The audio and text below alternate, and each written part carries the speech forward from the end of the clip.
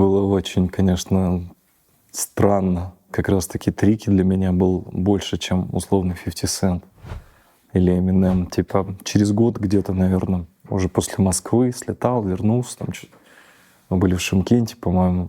И мне звонит Коля Дуксин. Говорит, тут вот у нас гость известный, типа артист. Он, говорит, хочет с тобой фит записать. Я такой, какой, кто? Пошутил, по-моему, даже 50 Cent, что ли? И он мне говорит, Трики. Я такой, что?